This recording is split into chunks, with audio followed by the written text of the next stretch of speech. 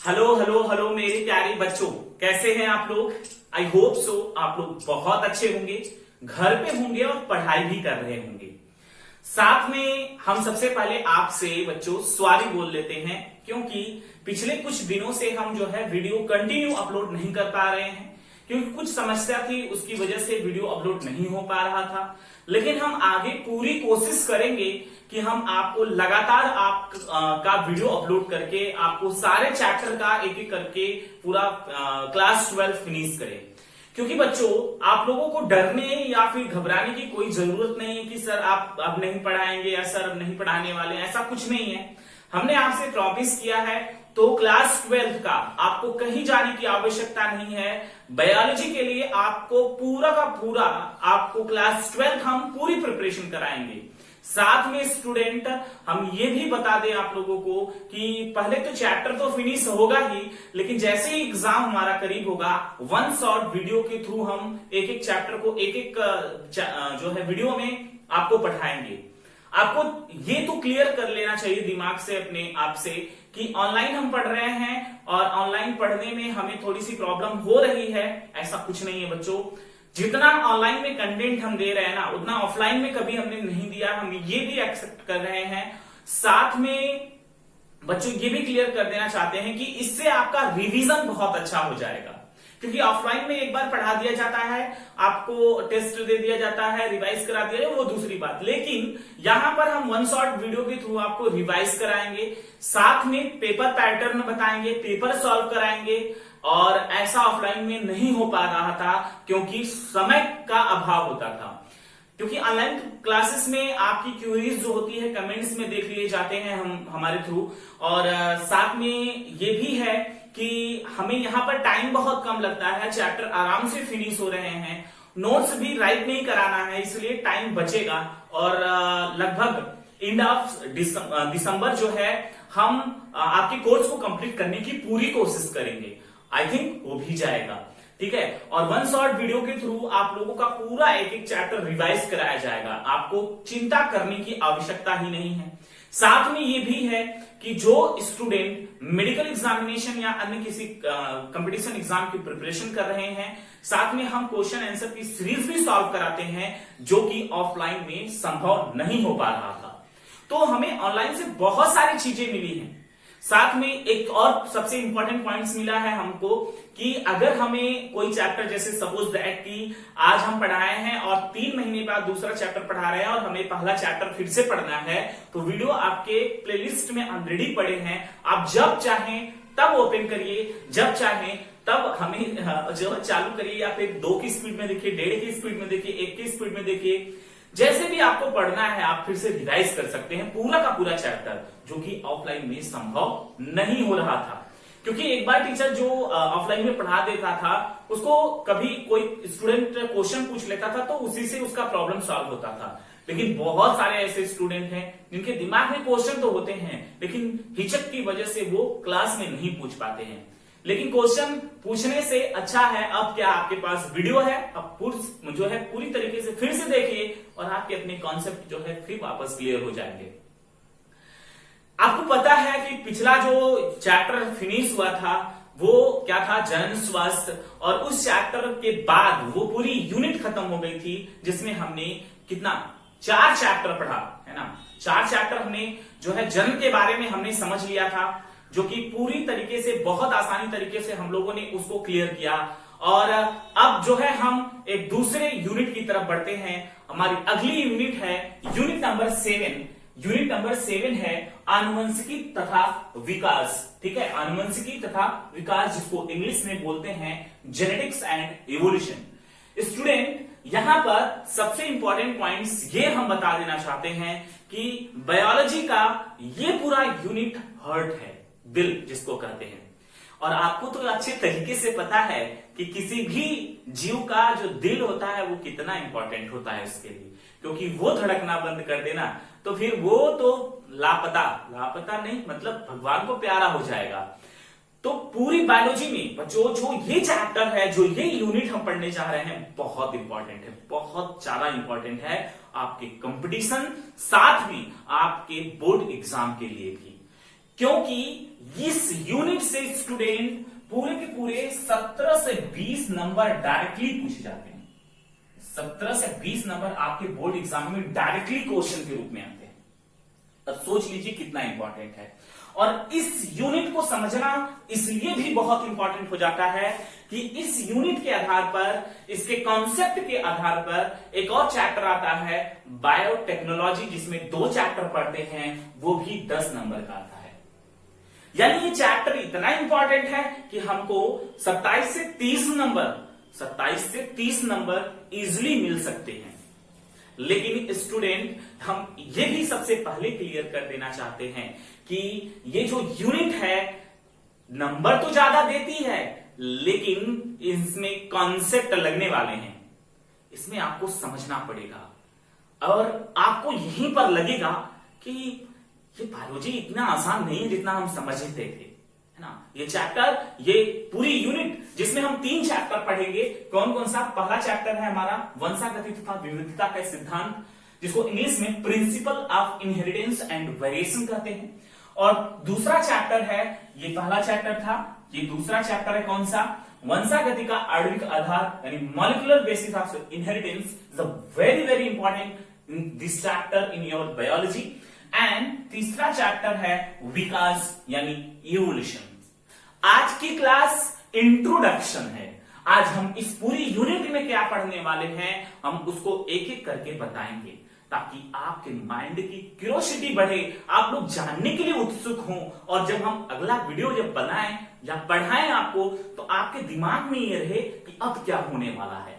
क्योंकि ये चैप्टर, ये यूनिट पूरी बहुत अमेजिंग है, बहुत अमेजिंग। और अगर आप समझने के लिए पढ़े ना, तो आपको तो एकदम आसानी से मक्खन की तरह समझ में आएगा। लेकिन अगर आप केवल पढ़ने के लिए पढ़ रहे हैं, केवल ये कि कोर्स खत्म कर रहे हैं, तो आपको ये यूनिट समझ में नहीं आने वाली है। फिर से हम बता देते हैं, यह यूनिट बहुत इंटरेस्टिंग और ये यूनिट हमारी फेवरेट है। एक और इसके साथ इसी पर बेस्ड जो बायोटेक्नोलॉजी है, जिसमें जो कि हम जब वहां पर पढ़ाएंगे ना, तो आपको लगेगा कि such a lot of information in this chapter and this unit. Student, बहुत इंपॉर्टेंट ही यूनिट के बारे में डिस्कस कर रहे हैं, क्योंकि आपको पता है हमारे बोर्ड एग्जामिनेशन में ही ये 70 to 20 मार्क्स का आता है डायरेक्टली, एंड 10 मार्क्स यानी 10 मार्क्स का बायोटेक्नोलॉजी, जो इस पूरी यूनिट पर बेस्ड है ना। हम बार बार इसको रिवाइज इसलिए कर रहे हैं ताकि आप अलर्ट हो जाएं, ठीक है, आप अलर्ट हो जाएं, इसलिए हम बार बार रिवाइज कर रहे हैं इसको। चलिए, अब हम कुछ इंपॉर्टेंट पॉइंट, यानी कि हम इस यूनिट में एक एक चैप्टर में क्या पढ़ने वाले हैं उसको डिस्कस कर लेंगे, है ना। तो आपका यूनिट ये 7 है, आनुवंशिकी तथा विकास। इसके अंतर्गत हम 3 चैप्टर पढ़ने वाले हैं। पहला चैप्टर हमारा है वंशागति तथा विविधता के सिद्धांत। स्टूडेंट, इस चैप्टर में हम, अब अच्छा ये बताइए आपको, आप लोग जानते होंगे कि एक इंसान का जो बच्चा जन्म लेता है वो इंसान की तरह होता है ना, उसके जैसा हाथ पैर। एक अगर कोई जानवर है, जैसे बकरी है, गाय है, भैंस है, कोई भी जानवर हो, उसका भी बच्चा जो होता है अपने माता पिता के समान होता है ना। और जैसे अगर बड़े जानवर की बात करें, जैसे हाथी का बच्चा भी हाथी जैसा होता है। तो ये सारी चीजें होती कैसे हैं? इस पूरे चैप्टर में हम पढ़ने जा रहे हैं कि एक छोटा सा जो बच्चा जन्म, अभी हमने पिछले यूनिट में क्या पढ़ा कि रिप्रोडक्शन कैसे होता है, बच्चे का निर्माण कैसे होता है, बच्चा कैसे बर्थ लेता है। लेकिन इस यूनिट में पढ़ेंगे कि क्यों ऐसा होता है कि इंसान का बच्चा इंसान के जैसा हो जाता है। आप कहेंगे सर ये कौन सी पागलों जैसी बात बता रहे हैं आप हमको, ना, कि आप कह रहे हैं कि इंसान का बच्चा इंसान के जैसा नहीं होगा तो फिर किसके जैसा होगा। बिल्कुल सही है, लेकिन क्यों होता है ये जानना बड़ा जरूरी है ना। क्यों होता है ये तो जानने के लिए हम पढ़ रहे हैं ना। हम तो ये तो बहुत पहले से जानते हैं कि इंसान का बच्चा इंसान ही होगा, जानवर का बच्चा जानवर ही होगा, और वो अपने माता पिता के बिल्कुल समान होगा, है ना, बिल्कुल ही समान होगा। लेकिन क्यों होगा ये बहुत इंपॉर्टेंट है ना। क्यों का जवाब हम इस चैप्टर में पढ़ेंगे, वंशागति में, है ना, वंशागति तथा विविधता वाले चैप्टर में। अच्छा, अब बात आती है यहां पर वंशागति के बारे में, तो हमने बता दिया कि जो है जो कैरेक्टर है वो अपने माता पिता के बिल्कुल समान मिल रहे होते हैं, है ना। जैसे अगर हम ह्यूमन बींग्स की बात करें तो ह्यूमन बींग्स यानी कोई एक दंपति है जिसका एक बच्चा है, वो अपने माता पिता के बहुत ही समान मिलता है ना। यानी कि माता से कुछ लक्षण उसके पास होते हैं, पिता का कुछ लक्षण होता है। जैसे आप अपने में देख लीजिए, है ना, आपके भी कुछ कैरेक्टर ऐसे होंगे, जैसे आपका चेहरा हो सकता है, चलने का तरीका हो सकता है, बोलने का तरीका हो सकता है। ये आपके हो सकता है मम्मी से मिल रहा हो या पापा से मिल रहा हो, है ना। और भी बहुत सारे कैरेक्टर्स ऐसे होंगे जो कि आपके पापा से या मम्मी से फिर से मिल रहे हो। तो बच्चों ये क्यों होता है इस चैप्टर में हम पढ़ने वाले हैं। लेकिन अब बात करते हैं विविधता की।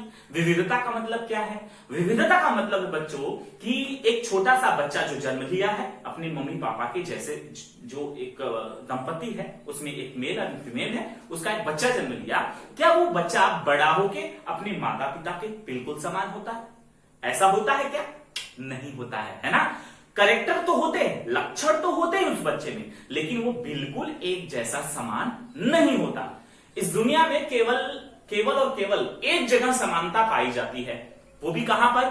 जहां पर ट्विंस होते हैं। वो भी कौन से ट्विंस? समजात ट्विंस, है ना। समजात जो जुड़वा होते हैं बच्चों, जिसको आइडेंटिकल ट्विंस कहते हैं, ये ट्विंस जो होते हैं बिल्कुल एक दूसरे के समान होते हैं, न कि माता पिता के समान नहीं होते, बल्कि अगर एक समजात जुड़वा बच्चा जन्म ले लिया है तो वो एक दूसरे के हूबहू मिलेगा।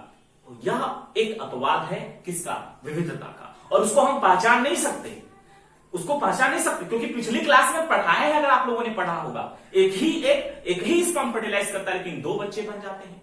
उनके पास डीएनए भी समान होगा, उनकी फिंगरप्रिंटिंग भी समान होगी, उनका चेहरा भी समान होगा, उसका कद भी समान होगा। यहां तक कि बच्चों अगर वो नेचुरली मरते हैं, प्राकृतिक रूप से मरते हैं, अगर किसी को, इन दोनों में से किसी को बीमारी नहीं होती है, तो ऐसी स्थिति में दोनों की मृत्यु भी एक समान होती है ना। और अगर एक रोता है, अगर जैसे समान जुड़ा है, अगर एक रोने लगा दूसरा भी रोने लगता है, और ये दोनों इतने समान होते हैं कि वो अपने मम्मी पापा से उतना ज्यादा जुड़ते हैं। बच्चों जो छोटे बच्चे होते हैं अपने मम्मी पापा से ज्यादा ज्वाइंट रहते हैं, खास करके मम्मी से, लेकिन ये बच्चे अपने में बहुत ज्वाइंट रहते हैं। अगर एक को अलग कर देंगे तो दूसरा रोने लगेगा, एक रो रहा है तो दूसरा ऑलरेडी रोने लगेगा, एक उदास है तो दूसरा भी उदास हो जाएगा। ये हम बात कर रहे हैं समजात जुड़वा की, क्योंकि इनके जो क्योंकि वो बचपन में ही बच्चों अपने मां के गर्भ में ही साथ थे और उनकी सारी चीजें एकदम एक जैसी है। सोचने का तरीका, कहने का, बोलने का, चलने का, हम उनको पहचानना बड़ा मुश्किल है बच्चों, है ना। तो वो एक अपवाद है किसका? विविधता का। लेकिन विविधता का मतलब आपको हम समझाएं कि एक अगर जुड़वा नहीं हुए, तो समजात जुड़वा नहीं हुए, तो सारे के सारे जीव अपने माता पिता के बिल्कुल समान नहीं होते। थोड़ी बहुत अंतर तो होता है ना। अंतर होता है तभी तो हम कह पाते हैं कि ये है। अगर सोचिए आप थोड़ा ध्यान से कि अगर इस दुनिया में जो भी नया बच्चा जन्म लेता, चाहे वो जानवर का होता चाहे इंसान का होता, वो अपने माता पिता के समान होता। जैसे लड़की अगर माँ की और लड़का अगर पिता के समान होता, अगर वो बड़े होते तो उनको पहचानना बड़ा मुश्किल हो जाता। यानी सारी दुनिया एक जैसी होती, है ना, सारे लोग एक जैसे होते, तब तो बहुत ही नुकसान हो जाता। लेकिन नेचर ने इस तरीके से क्रिएट किया है हम लोगों को कि हम लोग एक दूसरे से थोड़े थोड़े जरूर भिन्न हैं। और क्यों भिन्न है, इसका जवाब आपको इस चैप्टर में मिलेगा, है ना। Interesting chapter. इस चैप्टर में एक ऐसे महान वैज्ञानिक का नाम बताएंगे, हम आपको बता ही देते हैं, मेंडल। एक ऐसे महान वैज्ञानिक जिनको बच्चों जो है मरने के लगभग 13 से 14 साल बाद महान वैज्ञानिक का नाम दिया गया, है ना। तो ये अपने आप में एक और भी इंटरेस्टिंग कहानी है, क्योंकि इस चैप्टर में बहुत कहानियां हम समझने वाले हैं और एकदम आसानी से मक्खन की तरह हम आपको समझाएंगे, जो कि आपके माइंड में हमेशा के लिए फीड हो जाएगा। लेकिन वही है, हम आपसे क्लियर कर देना चाहते हैं आपको क्यों के लिए पढ़ना पड़ेगा। ये चैप्टर इतना आसान भी नहीं है, लेकिन आप अगर क्यों का जवाब जानना चाहते हैं तो बहुत आसान है। यानी हम ये समझने जा रहे हैं कि अगर जो हमारे अंदर कैरेक्टर माता पिता से आते हैं तो वो क्यों आते हैं, कैसे आते हैं, यानी विविधताएं क्यों होती हैं, है ना। अगर कोई समजात है तो क्यों होता है, और बहुत इंफॉर्मेशन, बहुत क्वेश्चन कराएंगे सॉल्व। ठीक है, तो ये चैप्टर तो इस प्रकार से खत्म होगा, है ना। यानी हम लास्ट में ये भी पढ़ेंगे कि हमें जो जन्मजात बीमारियां होती हैं, जैसे बर्हानता हुआ, हीमोफीलिया हुआ, सिकल सेल एनीमिया हुआ, और भी बहुत सारी बीमारियां हैं, जैसे कुछ सिंड्रोम्स होते हैं, गुणसूत्र में बदलाव होने की वजह से जो है बहुत सारे बदलाव हो जाते हैं। फॉर एग्जाम्पल आप लोग किन्नर को जानते होंगे, है ना, वो मेल और फीमेल दोनों की कैटेगरीज के होते हैं। क्यों होते हैं इसका जवाब मिलेगा आपको, है ना। तो सारी चीजें हमें इस चैप्टर में पढ़ना है। अब बात करते हैं बच्चों, यह चैप्टर वंशागति का आणविक आधार, जो कि बहुत बहुत इंपॉर्टेंट है। आप इस तीनों चैप्टर में सबसे इंपॉर्टेंट और सबसे टफ कहा जाने वाला चैप्टर ये है, लेकिन आप हमारे साथ बने रहिए, बहुत आसान कर देंगे इस चैप्टर को। आपको आपने आप किताब ओपन करेंगे, आप कहेंगे यही तो होता है, आप किसी को बैठा के समझाने लगेंगे, इस तरीके से हम आपको पढ़ाएंगे। आपको चिंता करने की कोई आवश्यकता नहीं है। और हम इस चैप्टर में क्या पढ़ेंगे, वंशागति का आणविक आधार। आणविक मतलब यहां पर इंग्लिश क्या है, मॉलिक्यूलर बेसिस ऑफ इनहेरिटेंस। यानी बच्चों अगर जीन ट्रांसफर हो रहे हैं तो वो किस प्रकार से हो रहे हैं, इसका मतलब हम इस पूरे चैप्टर में डीएनए का खेल समझने वाले हैं। यानी हमारी सिंगल सेल के अंदर उपस्थित डीएनए। और आपको एक अमेजिंग बात बता दें, हमारे सेल के अंदर एक जो सेल होता है जिसको हम अपनी नेकेड आइज से नहीं देख सकते, यानी इतना छोटा कि हम अपने नेकेड आइज से उसको नहीं देख सकते, can not see in naked eyes, but उस एक छोटी सी सेल में जिसको हम अपनी नंगी आंखों से नहीं देख सकते, उस सेल के अंदर न्यूक्लियस होता है और उस न्यूक्लियस के अंदर 2 मीटर लंबा डीएनए होता है। हाउ इज पॉसिबल, हम बताएंगे कैसे है पॉसिबल, है ना। आप हमारे साथ बने रहिए। और उसी डीएनए की वजह से बच्चों ये सारा का सारा खेल हो रहा है। यानी आज सबसे खतरनाक वायरस कौन सा हो चुका है, पैंडेमिक है। पैंडेमिक है कौन, कोरोना वायरस पैंडेमिक है, पूरे विश्व स्तर तक फैला हुआ है। तो ये वायरस का मेडिसिन क्यों नहीं बन पा रहा है। यानी हम इस चैप्टर में बहुत कुछ समझने वाले हैं, बहुत कुछ समझने वाले हैं। और डीएनए की खोज किस प्रकार से हुई, किसने किया, और साथ में डीएनए होता क्या है, और अगर उसमें थोड़ा बहुत बदलाव कर दे तो क्या हो जाएगा। यानी इसमें हम इस चैप्टर में बच्चों एक एचजीपी पढ़ेंगे, ह्यूमन जीनोम प्रोजेक्ट, जिसमें हम ये समझेंगे कि एक इंसान जो होता है उसका पूरा जीन, एक डीएनए को पढ़ने में बहुत पैसा लगा था बच्चों। यानी आज तक के पूरे बायोलॉजी में सबसे बड़ा प्रोजेक्ट कहा गया, मेगा प्रोजेक्ट का नाम दिया गया उसको। तो ये बहुत अमेजिंग चैप्टर है, हमें बहुत अच्छा लगता है। ये यूनिट है ना, दिल से पढ़ाते हैं, और दिल से पढ़ाते हैं, और आपको भी दिल से पढ़ना पड़ेगा मेरे साथ, एकदम आसानी से, बहुत आसान लैंग्वेज में, और आप कहेंगे सच में सर बहुत मजा आ गया। लेकिन हां, तभी आएगा मजा जब आप क्यों का जवाब ढूंढने के लिए पढ़ेंगे। क्यूरियोसिटी होगी मन में कि नहीं ऐसा क्यों हो गया, ऐसा इसलिए हो रहा है, अच्छा ये क्यों है। तो हम सारी चीजें जानेंगे, एक एक करके जानेंगे बच्चों। और साथ में इसमें एक चीज सबसे इंपॉर्टेंट जानेंगे, डीएनए फिंगर प्रिंटिंग, जो आपकी केमिस्ट्री में भी आती है 3 से 4 नंबर का। डीएनए फिंगर प्रिंटिंग जो है बच्चों, ये इतना इंपॉर्टेंट है, यानी कि अगर कोई व्यक्ति मर्डर करके या कोई अन्य बलात्कार या कोई अन्य केस करके चला जाता है, तो बिना उसके मतलब कि किसी एविडेंस की वजह से, अगर वो वहां पर लड़ाई झगड़ा किया है, उसके ब्लड से, उसके हेयर फॉलिकल से, उसकी स्किन से, हम डीएनए की जांच करके हम उस मुजरिम को पकड़ सकते हैं जिसको किसी ने नहीं देखा है, और एक ट्रू एविडेंस है। और कैसे हो पाता है संभव, ये भी हम क्लियर करेंगे एकदम आसानी से। तो समझ में आ गया होगा कि हम इस चैप्टर में क्या पढ़ेंगे। पहले तो हम पढ़ेंगे डीएनए होता क्या है, डीएनए का संरचना क्या है, डीएनए किस प्रकार से बनता है, हमारी सेल किस प्रकार से, हमारा जो डीएनए होता है सेल के अंदर किस प्रकार से होता है, अन्य जीवों में कैसा होता है। हम एक एक करके पढ़ेंगे बच्चों, एक एक कॉन्सेप्ट को क्लियर करेंगे, किल करेंगे। अब उसके बाद सबसे इंपॉर्टेंट और सबसे आसान, विकास, इवोल्यूशन। कभी ना कभी आपसे किसी ने तो जरूर एक क्वेश्चन पूछा होगा कि पहले इस पृथ्वी पर मुर्गी आई या अंडा आया, है ना। ये क्वेश्चन बड़ा कॉमन है। हम लोग भी बचपन में जब होते थे ना, कोई भी आता था कहता था कि अरे बड़ा पढ़ने वाला हुआ है, अच्छा ये बताओ कि इस पृथ्वी पर सबसे पहले आया कौन, मुर्गी या अंडा। तो हम बच्चों बता देंगे इसका आंसर आप लोगों को कि पहले इस पृथ्वी पे आया कौन, मुर्गी आया या अंडा आया। है ना। इसमें आपको डरने की कोई आवश्यकता नहीं है। साथ में हम बताएंगे कि इस पृथ्वी पर पहला जीव आया था कौन।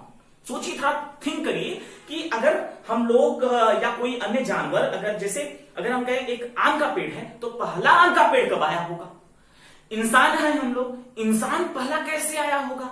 अभी तो हमने रिप्रोडक्शन पढ़ा जिसमें हमने समझा एक मेल होता है एक फीमेल होता है जिसको रिप्रोड्यूस से एक बेबी बर्थ लेता है। लेकिन पहला इंसान कैसे आया इस पृथ्वी पर, पहला कैसे आम का पेड़ आया, पहले अन्य कैसे जीव इस पृथ्वी पर आए, ये तो सुलझाया जाएगा इस चैप्टर में। विकास, कि कैसे विकास हुआ है, धीरे धीरे करके इस पृथ्वी पर जीवन किस प्रकार से आया है ना। इंटरेस्टिंग, आपके माइंड में लग रहा होगा कि सच में सर। और इस चैप्टर में बच्चों इतनी कहानियां है ना, इतनी कहानियां हैं कि हम ऐसे खड़ा होकर सुनाएंगे, आपकी नजर नहीं हटेंगी, आपका ध्यान भी भंग नहीं होगा और आप कहेंगे कि सच में ये सब हो रहा था, इतना अमेजिंग हुआ और इसके बाद इस पृथ्वी पे जीवन आया।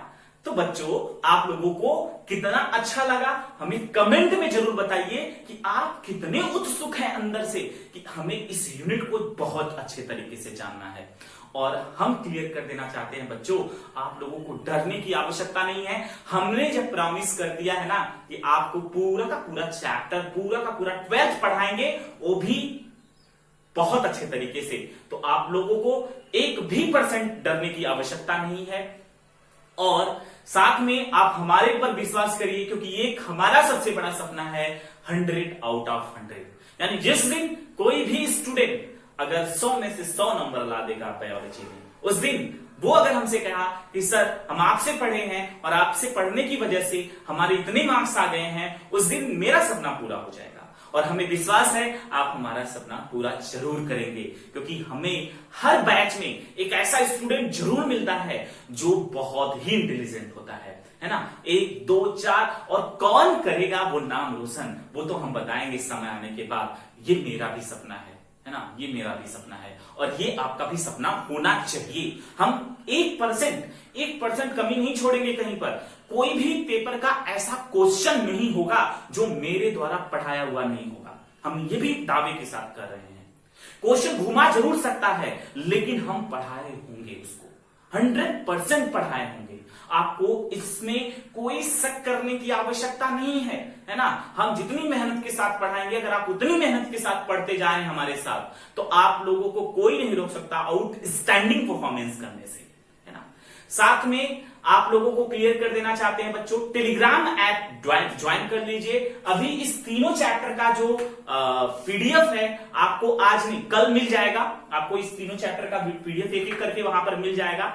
जो स्टूडेंट मेरे साथ नोट्स बनाना चाहते हैं वो मेरे साथ चलते रहेंगे। जिसको यहां से बनाना होगा, टेलीग्राम ऐप को डाउनलोड करके वहां मोशन बायोलॉजी सर्च कर लीजिए, या किसी वीडियो में जाकर आपको वहां पर डिस्क्रिप्शन में जाइएगा, इसी वीडियो के डिस्क्रिप्शन में जाइएगा, वहां पर टेलीग्राम का लिंक होगा, वहां पर क्लिक करेंगे डायरेक्टली पहुंच जाएंगे वहां पर 4 चैप्टर का ऑलरेडी 4 चैप्टर का पीडीएफ है जो पढ़ाया जा चुका है, और 3 चैप्टर का पीडीएफ हम जल्दी ही वहां पर सेंड करेंगे। और सभी बच्चों को टेलीग्राम ऐप डाउनलोड करना है, मोशन बायोलॉजी चैनल को सब्सक्राइब वहां पर भी करना है, क्योंकि अगर बाय द वे कभी ऐसा होता है हम आपको पढ़ा नहीं पाते हैं किसी कारणवश से, तो हम मैसेज डाल देंगे ताकि आप लोगों को घबराने की जरूरत नहीं होगी। और आप हमारे ऊपर विश्वास करिए, हमने आपसे प्रॉमिस किया है, अगर हमें कुछ नहीं होता है ना, तो आपकी पूरी बायोलॉजी को एक एक करके बच्चों समझाएंगे, एक एक करके पढ़ाएंगे। आपको डरने की कोई आवश्यकता नहीं है। हम बार बार कह रहे हैं, आपको डरने की कोई आवश्यकता नहीं है, ठीक है।